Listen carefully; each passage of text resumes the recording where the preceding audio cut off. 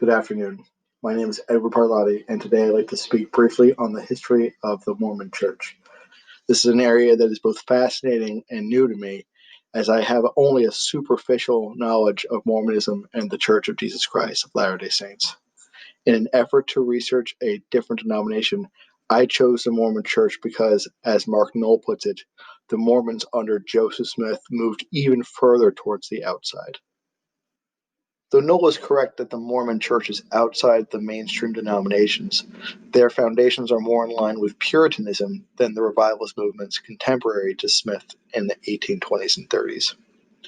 Rejecting the pluralism of these revivals, Joseph Smith would create a restoration denomination with a link, as Jeffrey Spencer puts it, to Puritan tradition, asserting a close and personal God, providential history, predestination, an ideal theocracy, the importance of Christian calling, and a church of saints. One of the foundations that would notably move Mormonism away from other denominations would be the inclusion of the Book of Mormon into the canons of biblical scripture. According to Smith, this book was revealed to him in 1823 by an angel and took years to translate. Praying in the woods, Smith and a follower would meet with John the Baptist, who makes them priests and announces Smith is the first elder of the church. In June of 1829, he would finish his translation, and by April 1830, Smith would found the Mormon Church with about 50 members. This early church organization would be the beginning of Mormon authority.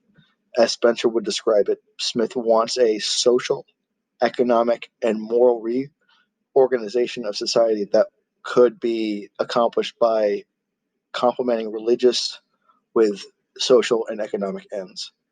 For Smith, an unquestioned authority was the answer to the competing claims of sectarians, class conflict, and political controversy.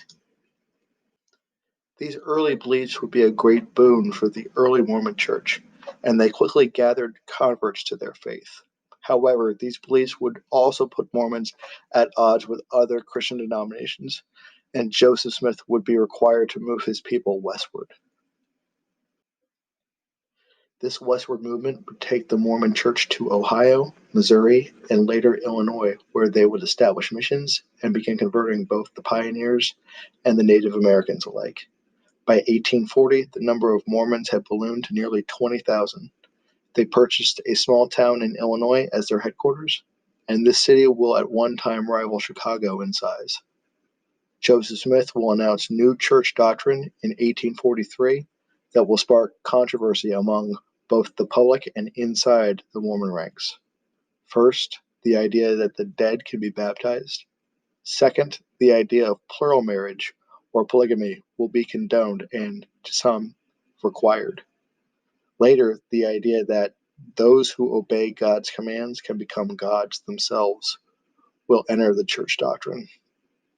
The outcry over these radical doctrines will cause Mormons to again move westward. Joseph Smith is assassinated in 1844, and Brigham Young will take up the mantle of leader of the church. Young and some of his followers leave for what is Utah in 1846. Between 1847 and 1869, some 70,000 more Mormons will join them.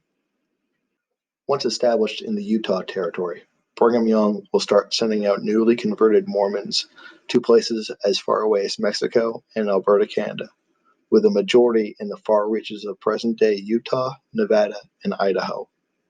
These colonies, as Amy Harris put it in Converting Mormon History, would extend the authority of the church, and a Mormon theocracy would start to emerge.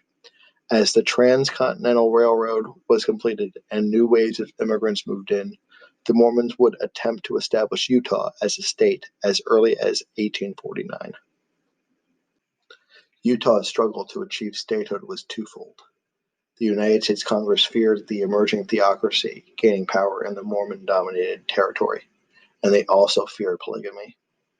A PBS special, The Mormons, A Path to Statehood, calls the strength of the church a cohesive social and economic community, and its members' absolute loyalty to their leaders. In an effort to break the Mormon rule over the territory, Congress would begin targeting plural marriage. In 1890, the Mormon president would renounce the practice of polygamy in a document known as the Manifesto. The Mormon Church doctrine would require fundamental changes in order for Utah to join the Union.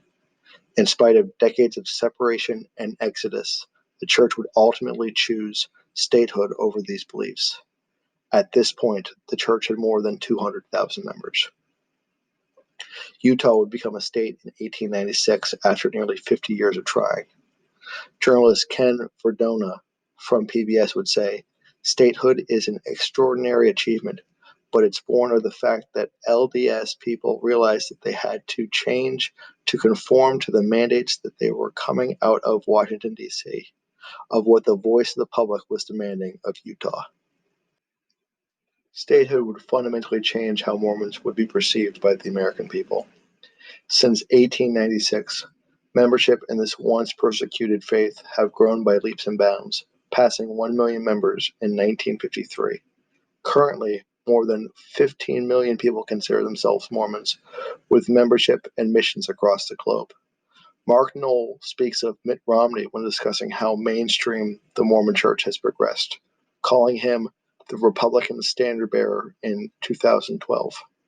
Gone are the days of exodus for the members of the Mormon Church. Thank you.